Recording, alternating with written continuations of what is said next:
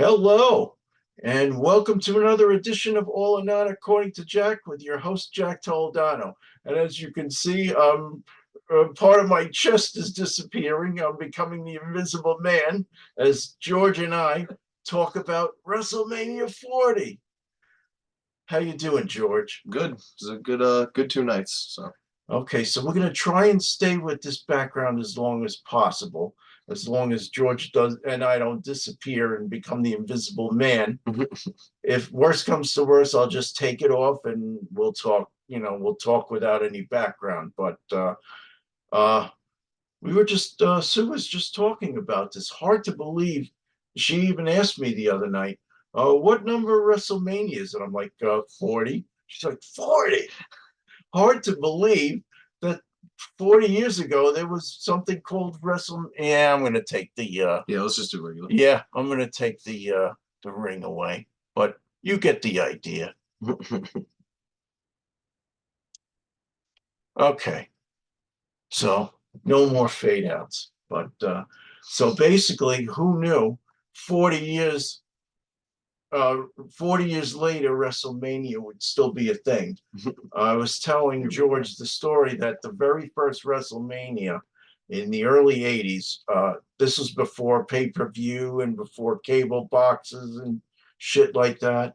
Um, you went to a closed circuit screen to watch it. So my brother and I went to see the closed circuit WrestleMania at Nassau Yeah, that's Coliseum. cool. You told me, yeah. And basically, the first match didn't come in, and I got a chant of refund, refund going. But Well, you should have. That's not yeah, right. but you know what? At the end of the day, it turned out to not be so bad. Got to see Hogan and Mr. T win. Tag team match, first ever one. Yeah, Did the call back here. yeah. We'll get to that though. So a lot of great WrestleManias have happened over the years and into George's lifetime. And now, according to Triple H, this was the best WrestleMania. I don't know if I agree with that, but George and I are going to go through all the matches and we're going to critique them, and we're going to, and there are definitely some good things that happen. So yeah. So, George, anything you'd like to say before we start? No, let's just jump right into it. Okay, so night one. So the very and I like the match placement that they did. I like how they start off with a good match. So they started with the women's world championship, Rhea Ripley defending against Becky Lynch. So A match that we definitely wanted to see, obviously. I know a lot of people probably wanted Becky Lynch to win this match. If Rhea Ripley had to win the match. She's the biggest heel in the company. Has made her. This made her a bigger deal because now she's beating someone really legitimate. And this, like you said, you got to get the people going immediately. So you got to start with a big match. Yeah, Rhea Ripley doesn't disappoint. Her entrance was great. She looks like a star. Comes in, great match, about 15-20 minute match. Yep. And the right person won. Yep. Good match. And Becky Lynch gave her a good contest, but knowing full well she was going to lose. But she went out there and gave it her all. Rumor has it she was fighting 102 fever earlier in the week. I did not know that, actually. Yes, that's what I heard. And she still went out there and kicked some ass. And yeah. When she has chemistry with someone, she makes them look really good. And that was a great job by Becky in the match. So yes, thumbs up for this match. It was a very good match. So with that, we go to a match that was like a mishmash or what you would call a mess. So I'm going to have to bring my laptop here and read this to you, all the opponents that were in this. Okay, so basically it was a 6-pack tag team match for the unified tag team champions. So it was, you had Finn Balor and Damian Priest, who were both the SmackDown and Raw tag team champions, defending against Johnny Gargano and Tommaso Ciampa versus The Miz and R-Truth versus Kofi Kingston and Xavier Woods versus Austin Theory and Grayson Waller versus Pete Dunne and Tyler Bate. Aren't those like the collegiate guys? No, that's you're thinking of Oh, what are they called? yeah, No, you're not. It's not there. That's the guy used to be Butch right. and another guy from NXT named Tyler Bate. Who Mhm. I think what they call themselves. I like this match for one reason. It's because they picked this time finally Triple H smart to break the tag team titles up again. Yes, they Um, did. and one person we wanted to see win one title, and somebody we didn't really want to see win one One title. thing that I failed to say was that it was a ladder match with the tag team titles suspended on a cable, and which gave the opportunity for multiple teams to win the title, which is what happened. So, go ahead, you tell. Team A Town Down Under, I believe they call themselves. Austin Theory and Grayson Waller won the first one when I believe Miz and R-Truth were about to take both of them down, and then they got thrown off. A Town Down Under. Then they both took terrible bumps, and they were out for pretty much the rest of the match. So you knew it had to be two different people. Right. And then we got to see the Awesome Truth finally win a tag team title, so that was cool. Okay. And a lot of craziness happens in matches like this. I think that WWE should keep this to like 4 teams at the most. Yeah, I tend to think of like it was a the little TLC too match busy. back in the Yeah, day, 8 and X7. yeah, And there was a lot going on there, but they did it perfectly. But that's because there were 3 teams, not 6 teams. It's just a lot to get in. Now you got to get everybody's stuff in, and it just kind of breaks down. And I kind of knew, kind of because of what happened in this match, you kind of saw it was going to come tonight too. But obviously, Judgment Day loses their titles, and yep. we move on to the next match after that. But what did you think about that match? You know what? Like I said, it was a little too busy. I mean, I like the fact that R-Truth and now I like the Miz again. I always So, loved R-Truth, so this is great. but it's really sad what it. So a couple of years ago, George and I went to a Raw at UBS Arena in Elmont, New York, and R-Truth was basically he was what It's are a they dark called? match. He was in a dark match. Yeah, Yeah. one of those early matches that don't even make it to television. I'm But sitting here like this guy was literally an NWA champion, and now he's in a dark match. but But good I to love how see him. committed, how stupid he's supposed to Yeah. be. Like the hot tag, I'm loving But that. you know what? It's nice to see them using him and him coming back to some level of prominence. So that I was happy about. I love whenever he's in a match, he Yeah. forgets the rules of the match. Like he's waiting Yeah. outside for a hot tag, and I'm like, "What true? It's great. It's just And, great." and then I loved what he did on Raw the Oh. next night. Yeah. Judgment Day, and he holds up the tag. So Judgment Day, they have the ring to themselves, and we'll get to this, but Damian Priest wins the title and Rhea retains. So they're holding up their titles, and all of a sudden in sneaks in R-Truth with his Raw Tag Team Championship. How great was the crowd saying? And they were like, "You're not in Judgment Day," and the whole crowd starts going, "Yes, he is. Yes, he is." All right, but next match, let's not get too ahead of ourselves. We're getting No, I agree, but yeah. So for me, that match was mixed. I could care less about Austin Theory and Grayson Waller and the SmackDown Tag Team Champions. Back when I watched, there was only the World Champion, which was Bruno. Then there was one set of Tag Team Champions, and then there was the United States Championship. So there were 3 titles. That was it. And the United States Champion, they never featured it until they did away with it, and they I see, right? They brought the Intercontinental. Intercontinental, yeah. But we'll talk about that title in a little while. But Some matches, it's not about the whole match; it's about the finish, and I feel like this Right. match finished right, so I'm okay with how it ended. Okay, that's cool. So mixed for me. So the next one, and about this time, so Jason was home for the weekend, and Jason and I decided we were going to go to George's bar to watch a few of the WrestleMania matches. So that's what we did. So we got there about the time they introduced Rey Mysterio and Andrade against Santos Escobar and Dominic Mysterio, a guy that gets booed out of the building anytime he ever holds up a microphone. So, any thoughts about that, or you didn't? Honestly, this match was kind of forgettable to me. Yeah. I'm Agreed. Andrade, I just the whole time I was kind of like, I hope Andrade turns on Ray. Yeah. Like at some point in the match, that didn't happen. Right. But how many times can you see these guys do those 619s? I don't know if this is going to be an unpopular opinion, but I don't think Santos Escobar is very good, and I don't know what they're doing with Andrade. I don't think they ever do know what they're doing with Andrade. Yeah. His best run was in NXT, and I didn't really watch it back then. I mean, he's good enough that they should be using him to challenge for titles. Yeah. And I hope that happens. And do we need to see Dominic fight his father anymore in any way? No, Like, I don't think so. No. Like, he gets Ultimate Heat. Don't use it here. Use it for something else in the night. But that's just my opinion. Right. Anyway, that match, I think Ray won. Ray won the match, and Andrade had him on his shoulders. That's like what I remember most about the match. Ray and Andrade won. Yep. And then the next match, kind of the same thing. Honestly, let's just move on to the next match. Sure. It was Jay versus Jimmy Uso. Brother versus brother. I mean, how many?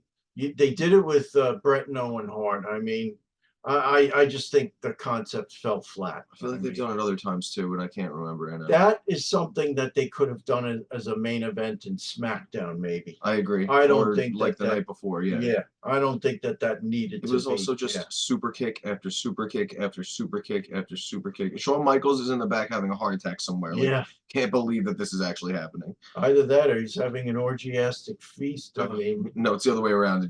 I'm so upset no one protects my finisher anymore. These guys don't even go down when they get kicked in the face anymore. Yeah. But whatever. Yeah, so that match was dull. Thankfully, George is a great mixologist, made me a couple of nice drinks, and off we go. Always. Yeah, Jay won, and I feel like he had to win, obviously, as the face. Felt like a lot of the faces were going over in this night.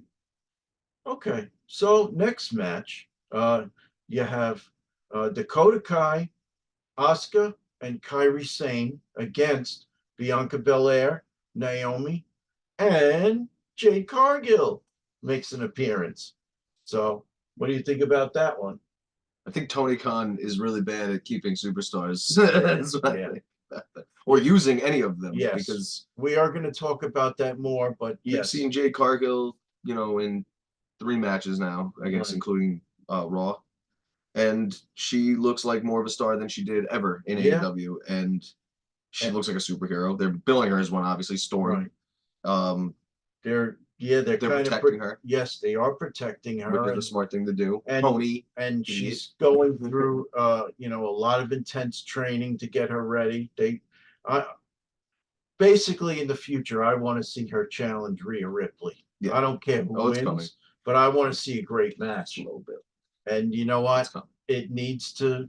She needs to get her skills up to speed in order for it to be a great match. She's still green. Yeah. Spent a year at a wrestling company. She's still green. How's that possible? Yeah. Because they didn't treat her right. They didn't show her the right way to do it. Instead, you're a star. Just go out there and win. Yeah. Let the other person call it. It was like the old days of WWE back in the 70s when I'd watch these hour-long shows and it would be all squash matches. It was, but then there were times where they dragged her into deep, like in pay-per-views, where it's like, let's let her wrestle for a while. Don't do that. Yeah. She can't wrestle that long. She's not. Yeah. Yeah. Like Eric Bischoff understood that when he had Goldberg. It's always a squash. Right. People hated it, but that's what he had to be. Yeah. That's kind of why he got so big. Right. Whatever. But it was nice to see Jade get the win. And of course, I mean, I got tired of seeing, what is their faction called? Dakota Kai and Damage Control. Damage Control. I think that's been played, and it's, what? Feels like they're breaking up. They even retired Degeneration X. I think it's time to Although, going backwards though, what's his name, and Johnny Gargano and Tommaso Ciampa, they came out to like a DX sort of entrance, which I thought that was kind of cool. But all right, a little tribute. They're all both Triple H guys. They both love Triple H. I missed that, but okay. So next we have the match of the evening for me. Sami Zayn challenges Gunther for the Intercontinental Championship. So a little history on the Intercontinental Championship. That was introduced around 1979 or 1980 by Pat Patterson, and it's funny how it was introduced almost the same way the WWE Championship was introduced by Buddy Rogers back in the early 60s, before even I was born. Some quote unquote tournament down in South America, in Brazil or Colombia. You know, it's funny. I didn't know about this. He actually told me this before I ever watched. I watched a documentary on it after this. Right. But I found actually one time online, like the bracket, the fake bracket of the people that were in this tournament that never took place. Like hilarious. And basically, they just Pat Patterson, here you go, have a championship in Panama. Yeah, yep. But a lot of great matches over the years. True. I mean, the magnificent Morocco was a very worthy champion. Of course, there was the Macho Man and that amazing, amazing match he had against Ricky the Dragon Steamboat. It's funny we talk about. I said this is Triple H said this is the greatest WrestleMania of all time. A lot of people think 3 was the greatest WrestleMania of all time. Yeah. What was the best match on that card? Macho Man and Ricky the Dragon Steamboat. And then this one, I think the best, not in the whole card maybe, but on this night 1 card, the best match was this one, Sami Zayn versus Gunther, and that's awesome. Not to mention they build it right. Basically, this is the working man's champion. There should be great matches every time you go out there. But they build it right. They told the story right. That basically everybody was telling Sammy that he couldn't beat Gunther. They told Rocky again, which was perfect. Then Gunther comes out and beats the shit out of him, on the stage, and makes it even worse. So everybody in the world's doubting Sami Zayn. So finally, he gives him 3 haluva kicks and 1, 2, 3. New champion. So what's great about this is most matches I feel like over the last few years, when someone else was in charge, I could tell you who was going to win the matches 2 weeks before. Yeah. I found myself in 50% at least of these matches going, I don't know who's going to win. Especially, or so I go into the match, the guy I know who's going to win, and then 10 minutes in, I'm like, I don't know who's going to win.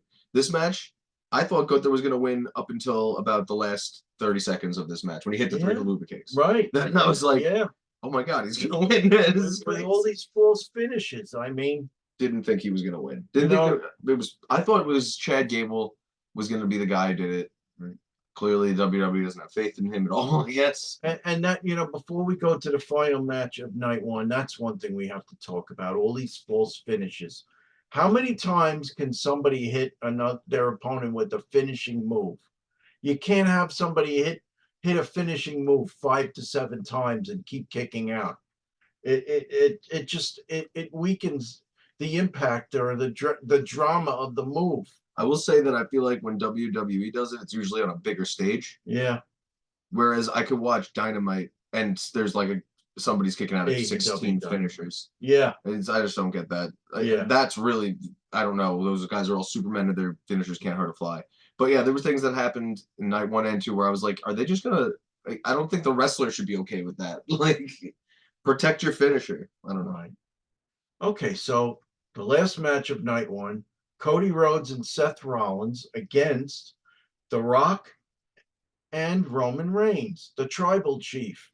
Can I ask a question? Sure. Wasn't this match supposed to decide whether night 2 was Bloodline rules? Yeah. So then why was this just Bloodline rules? I'm just couldn't The Rock just walk out if Cody won this match and be like, you know what, now it's still Bloodline rules. That's what I feel like. Why even have a referee? I mean, they using tables, ladders, chairs. It was crazy. It was just the things that they were doing, using chairs and outside the ring, and it was like Bloodline rules on night 1. So I feel like you laid a little bit of an egg there, Triple H. Maybe it gets The Rock more heat, trying to be like, I don't even need more. But The Rock doesn't need more heat. He didn't need more. He was already on fire. I guess they had to do that in order to justify winning. Also, The Rock could probably only have a match like that because he can't really wrestle anymore. So he's got to kind of brawl. Rock and Roman Reigns did win night 1.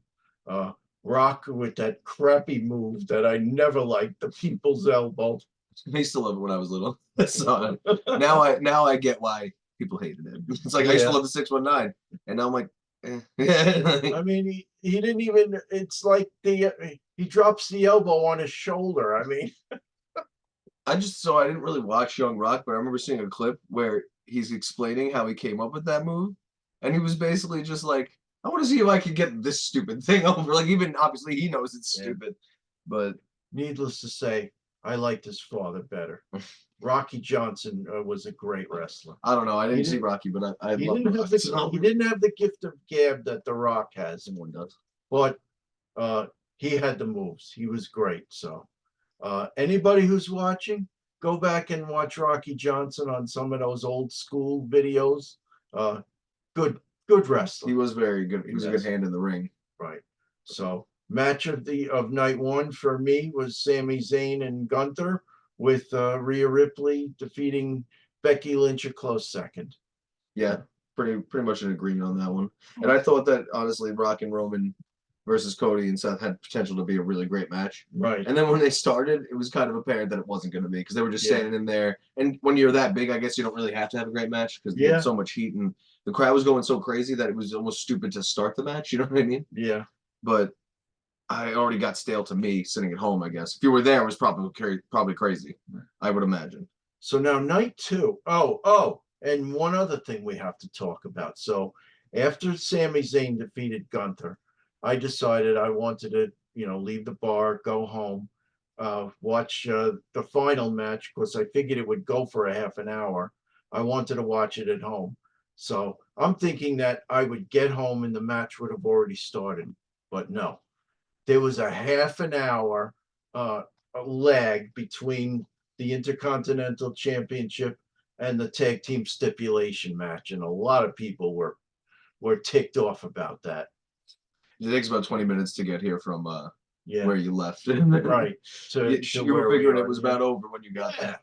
there. And Roman was finishing coming out when he got yeah, I get back and yeah, he's just walking down. Yeah, with his putting the ones up. Yeah. So that's that. So night two. Oh, sorry, did I do it wrong? Night two. It was they started us out with the World Heavyweight Championship. Smart again. Seth freaking Rollins defending against Drew McIntyre. Start hot. And you want to know something? It was hot, and it was a great match. And you know what? Both guys, I would say it was one of the better matches of the evening. They, both guys kicked ass, but at the end of the day, they had the story going that Seth freaking Rollins was all injured, and that's how I guess they could justify Drew McIntyre beating him clean, which I was okay with because I like Drew. After the match. So let me just say this: the whole match, this was my favorite match, maybe of the entire weekend. Really? I grabbed a beer I went to my friend Mike's house. We grabbed a beer. He ordered wings. I've been playing wings. We're like, oh, America Beautiful. They're saying, let's go do this. So we grab our stuff. We sit down, and the entrance is finished. I'm talking to Mike. Look over. They ring the bell. Claymore, and we're both like, oh my god, is it over? Is it over? Because that's what it felt like. After the story they built, they could have done that. Yes. Because you're gonna be broken. You're gonna be tired. What if he just did it with? I think that would have been the way to do it if what happened after the match didn't happen. At that very second, I thought it was going to be one of those Brock Lesnar. Yes, because they were turning him into Brock Lesnar. Yeah. But so obviously kicks out, which first ball's finish, as you said. But that one wasn't. That's not as bad. First of all, you hit me a finisher right away. A kick out is not that ridiculous after wearing somebody down. Right. But they hit their finishes how many times in this match, Jack? 5 at least. 4 or 5 times. I think Seth hit 2 pedigrees and 3 stomps. Yeah. And then I don't count anything that he does other than the Claymore finisher. Right. But he hit that DDT, he does the underarm hook. DDT, Oh, yeah. right now. Oh, let me think. What is that? It looks good when he does it, but I can't remember anything else. Fatal Shot DDT? Oh, not Final Shot. Something. Yeah, something shot. I know what. Yeah. But you know what I'm talking about. Future Shock. Yes. So he hit that 2 or 3 times, and he hit 5 Claymores on this guy, which fine, wins the match, great match, and they had that message after. He said, "You deserve it." You saw that, which is hilarious. That was very cool. Yeah. Can I just say something about his title reign? He didn't have one bad match. He wasn't stale. No bad promos. Because Damian Priest came out 5 minutes later and ruined his life.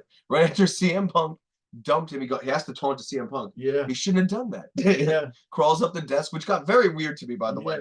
Yeah. I said to Mike, which I don't know if this is going to be a good or bad joke. I said, is he doing his best impersonation of Stacy Keibler right now? This is getting weird. And then taunting. I kind of knew it was coming. Right. And my friend Mike, right before he did it, goes, I don't think Punk is that hurt. I think it's a work. And sure enough, Sure Punk enough, dumps the leg rips that after he thing off tells him to his suck arm. it, dumps the leg, Yeah. and takes the brace off. Yeah, Bang. yeah, And then I'm telling him like, priest coming out, priest coming out, and the music hit, yep, yep. and you already knew it was coming, and I was like, oh my god, poor Drew, poor Drew. But it's gonna be the greatest Let me story. just go on record saying I don't like the Money in the Bank briefcase. I know you don't. I mean, I'm happy for I don't hate Damian it if it Priest, leads to but something I good. really wish he would have won it legitimately. Like, I was looking forward to Drew defending it for a few months, but alas, Well, the briefcase led to one of my favorite wrestlers, or two of my favorite wrestlers, really, of all time, getting their pushes. So yeah, I really can't hate it. Like, yeah, you know, Edge is my favorite, like ever. And then number two for me was RVD, and he did it right because he called his shot. He told him, "I'm going to fight you here at this time." John Cena walked into the building, and there was no way that RVD could have lost that match based on right, what the crowd was doing. Even if it was like, all right, Cena's going to go over, they would have got to the ring and been like, I think we have to switch it. You'll just lose on Raw tomorrow. You're winning the title because they would have rioted for real. That yeah, ECW one night stand crowd crazy. There are some great moments with the briefcase. There are some duds. yeah, It depends on who they put it on. And Damian Priest, I thought was going to be a dud. This was so perfect, and it's not because of him. It's because of CM Punk. CM Punk versus Drew McIntyre, as the kids say, is going to be lit. It's going to be the yes. best But rivalry of next year. there's one other element to this. I thought CM Punk was great on the mic Oh, during yeah. that match. Great on the tubes as always. He should Yeah. after he's done, which is probably, let's be realistic, after next year's WrestleMania, he'll probably just be a commentator. Yeah. Which there's nothing wrong with that. He'll do it for 10 years and be great at it. So Yeah, no, he did a fantastic job, and just not to really break the trend of us talking about WrestleMania, but I just found out that supposedly AEW this Wednesday night they're going to air the confrontation between him and what the hell's his name, Jack Perry. Yeah, who's gonna look good here? I don't even know. What is this? Tony Khan, lay off all the drugs you're doing, man, yeah, and get a real person who knows what they're doing to write yeah. your television show. Yeah. This is not going to end well for Tony Khan and AEW. I mean, I watched last week, and you know what? They they were only sold to the first tier. You could see the second tier and above were blacked out. I can't imagine that his Yeah. daddy is very happy with what's going on. No, how And can I you feel like be? it's his money because his dad just is so rich that he just gave him the money already, his inheritance. So that's like fine, fail, whatever. But it'll take him a long time to fail But because he's got a lot of money. but you know what? It will happen. He It's keeps on going the way he's going, and I almost feel bad for the wrestlers, but they're getting paid so much money to basically sit at home. A lot of But them. my question is, what is his end game to show this? Basic for ratings? Even To if you get basically one to top, make Punk look bad? I mean, CM Punk is laughing at you because he's in a better place now where you aren't. it's not just CM Punk. We're all laughing at you, Tony. Yeah. I don't get what's going on. I can't. Yeah. I stopped. I tried so hard to watch AEW, and I can't even do it anymore No, because it's not coherent. It doesn't even make sense anymore. You we can't are tell gonna a have story. to watch it Wednesday. Oh, we are because Yeah. I have to see what it looks like. I feel like it's either going to be really poorly cut, where Yeah. it looks like okay, clearly they did this to make themselves look better. Yeah, right. Which how do you even make yourself look better? Because didn't you fire Jack Perry? I don't even know what's going He's on. been on 6 months suspension, but Oh yeah. my god, you're just yeah, going in circles, and no one you sign is a needle mover. And I hear people like I was in an argument with this guy named Paul who comes to the bar talking about, oh, they have the best wrestler in the world. I'm like, if you're talking about Will Ospreay right now, man, and, like I know about Will Ospreay because I've seen his matches in Japan. He puts on great matches, but you know what he is?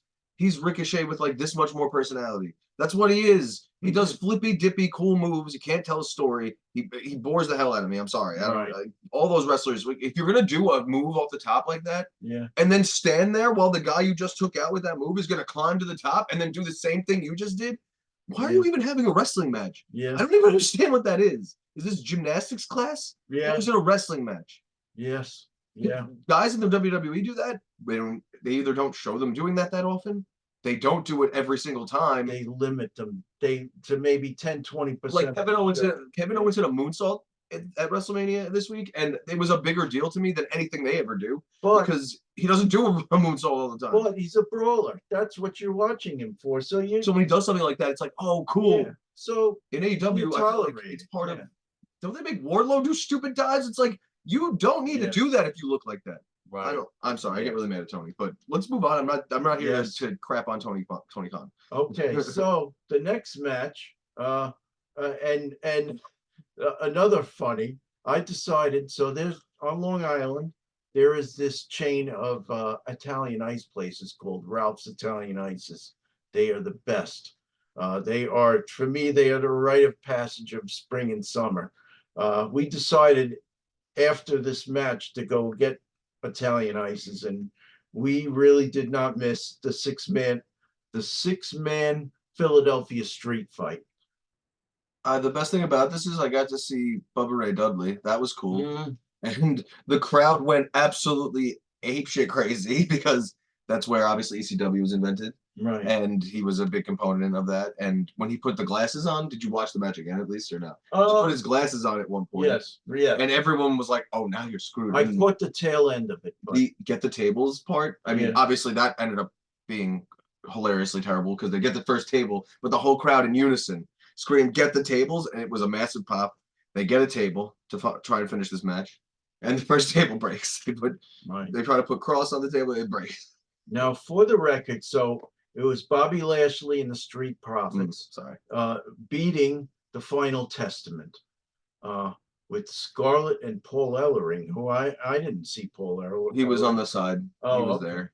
But And also for the record, I really like Montez Ford. I think they got to push him and they got to make him into something. who was that B-Fab that comes out with them? The girl.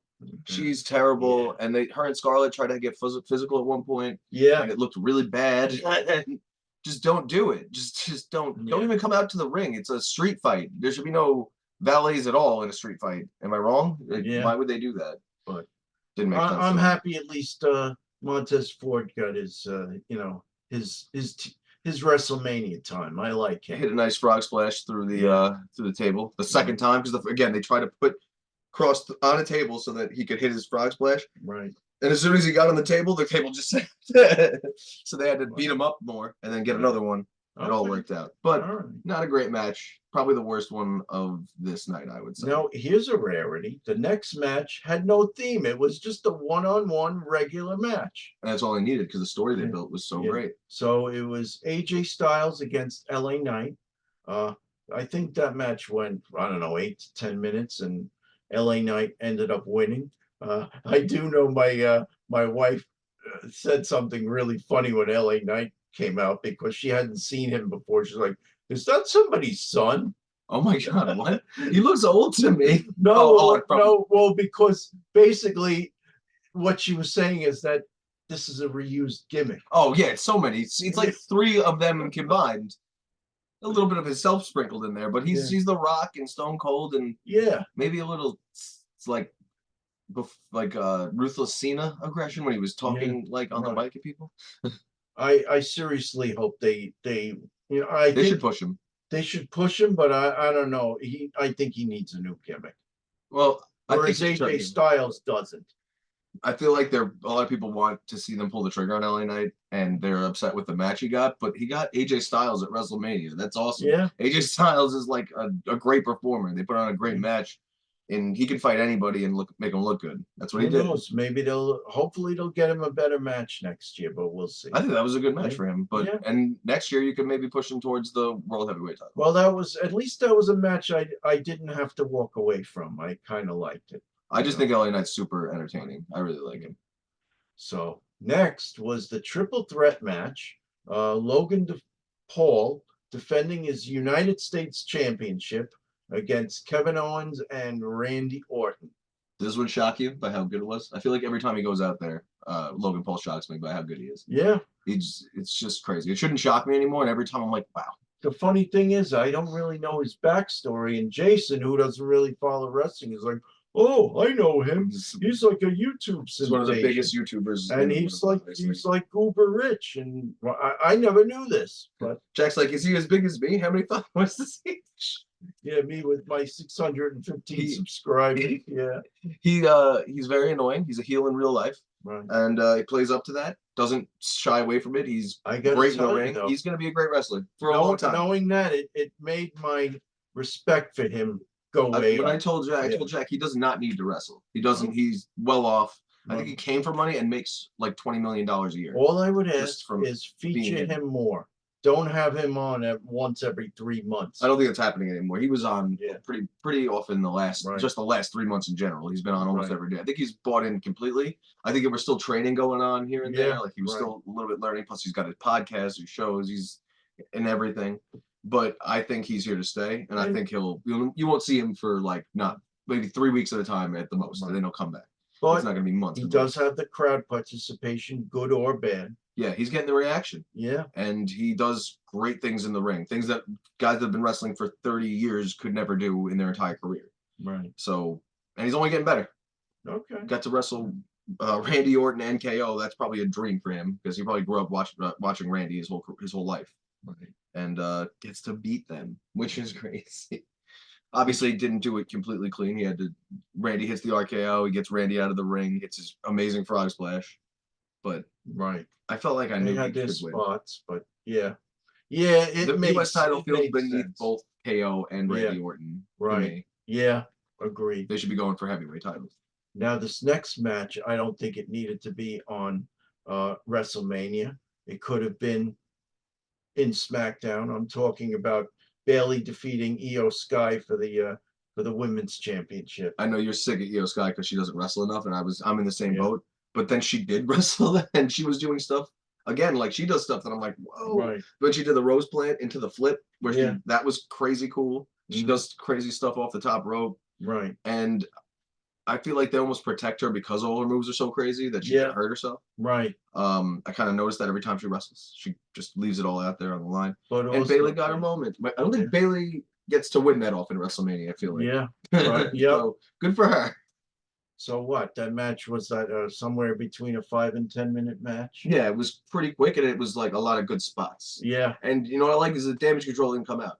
I thought they were definitely going to come out. They didn't come out and like interrupt the match at all. Nope. Yeah. A little respect there, I guess, from them in some way. But at the very least, because we've got this match out of the way, it's time for the main event. Now you're gonna get sued by Tony Khan. Me and my 600 subscribers. Yeah. He's petty. I don't know. You see what he's doing this week? I'll make match. more trouble for you, Tony. This is the match that we've all been waiting for a whole year because we got to see it last year. Right. And the night before Con. But this match did live up to its hype. I was very scared that Roman was going to retain. I'm going to tell you right now, I knew that Roman had to lose as soon as night one was over. As soon as Rock and Roman won, you knew that Cody had to win. Right. Because you had to send him home happy on one of the nights. But that's it. How they built to it was very cool. So it was the actual bloodline match. So first it was Jimmy Uso who came out. Then Jay Uso came out to grab Jimmy, and they both speared him off the ramp. Off the ramp into a waiting table. It looked real bad. They're probably fine, but it looked bad. And then what the heck's his name? Solo Sikoa came out. And didn't I tell you that was what was going to happen next? I said that John Cena was going to come out when Solo came out like a week ago. That was really And then cool. It happened. Then he hit 2 FUs. I wasn't happy that he touched Roman. Yeah. I feel like Cody should have just been the only one to hit Roman the entire time. Right. I don't think that John should have touched him. I think Cody should, when the faces come out to save another face from a bunch of heels, you don't touch the guy he's fighting. Okay. That's what I think. That's how I feel, at least. I don't know why. Just in my head, I feel like that's how it should be. So when he touched him, then I was like, oh, maybe he's going to lose. I don't know. So The Rock did come out after John Cena FU'd both Roman, and then he put Solo through a table, and then the final boss's music hit. John Cena didn't back down, which was cool. He got right in the ring. You can't see me. Tried to throw one punch, took a rock bottom, rolled out of the ring. And then I really thought, and I said this right after I told you John Cena's going to come out, there was a truck the night that he was beating Cody outside in the rain.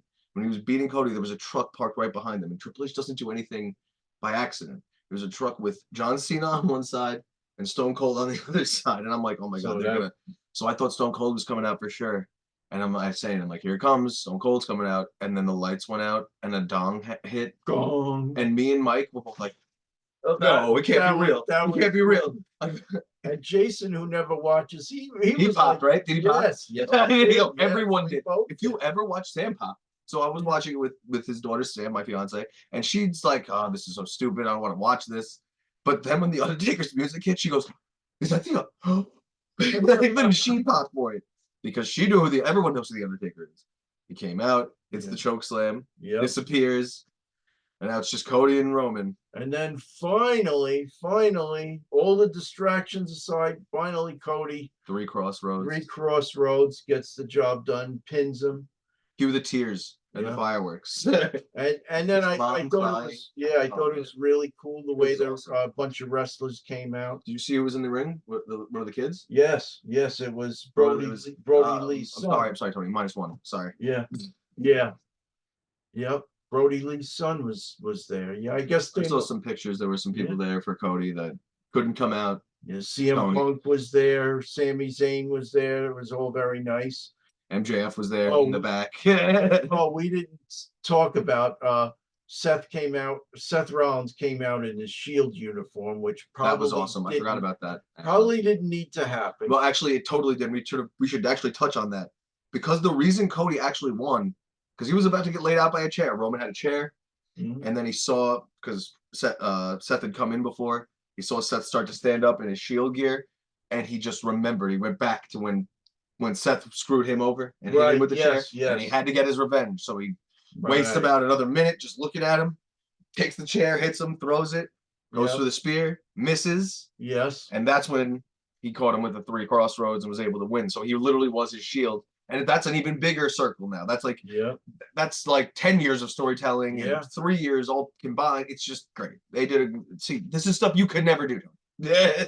Like, Triple H has been thinking about this for years, so many years.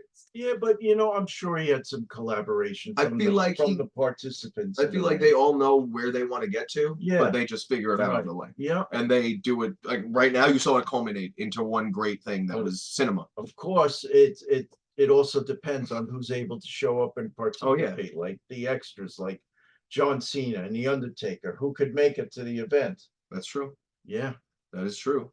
But I would have liked to have Stone Cold, but having The Undertaker was just as good. I feel like that was really cool. He wanted us all to think that Stone Cold was coming. And then when you heard that was the best swerve. That was really I was so happy. Yes. You had two great swerves in this. You had Damian Priest cashing in right after Drew wins. Because I did think Damian was coming out, but I didn't think he would come out after the match. I thought he would come out midway through and do something like a la Seth when he had the heist of the century.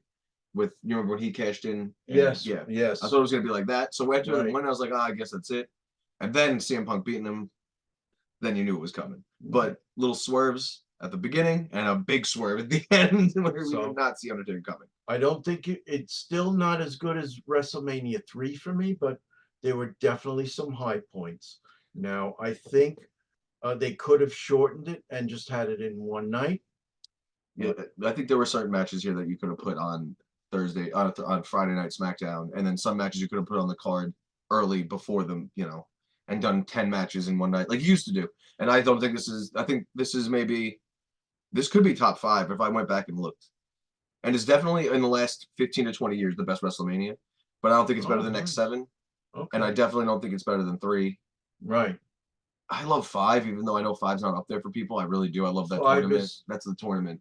Oh no, I thought that was 4. Is it 4? Okay. 4. I like that one with the Macho Man winning the belt. 5 was when Macho Man lost it back to Hogan. The Hogan, okay, yeah. And that's another year-long build. And then 6 was, I believe, Ultimate Warrior beating Hogan. Yeah, that was title for title. Right, yeah. But yeah, 4 I loved, 3 I loved, X7 I loved. I don't know, I'd have to go back. Obviously, 16 was great. That's when Stone Cold won, I think, right? Or was it 15? I don't remember those numbers. Those middle years, I missed a few. I think it's 16, and then 17 is no, it's 15, and then X7 that's I think the greatest WrestleMania ever. That's with the TLC match and Stone Cold turning. Oh, there was a lot of great things happening there. Okay, I'll have to go back and watch it. Oh yeah, we will one day. We can do that. All right. Just that TLC match makes up for everything because that's the only time you do something like that and it all makes sense. Cool spots and everything. Nobody gets hurt. It was perfect. But this is a great one. Yeah. So bookends.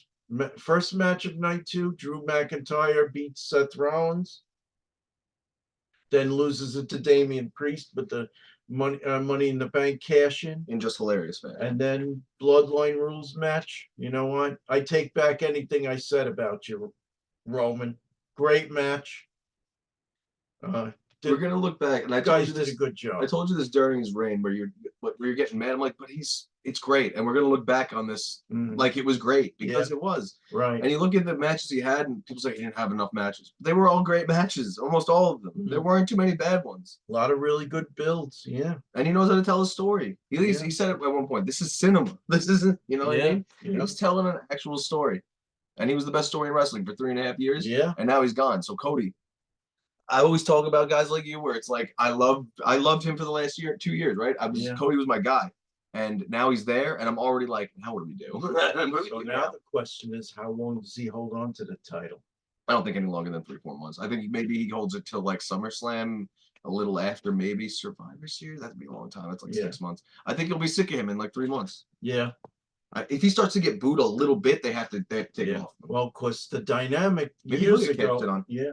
Years ago, it was always the face champion because you had a new guy coming in from different territories every month. Now you almost, if you want to do a long reign, it's got to be a heel. Yeah. It's the other way around now. Right. Because we get sick of the babyface. It's more fun to watch the babyface chasing the title than have it. The thrill of the chase is what it is. That's Hulk Hogan, in my opinion. He had to turn heel. Yes. Yep. And I don't know if Cody can turn heel. Like Cody's their new Cena.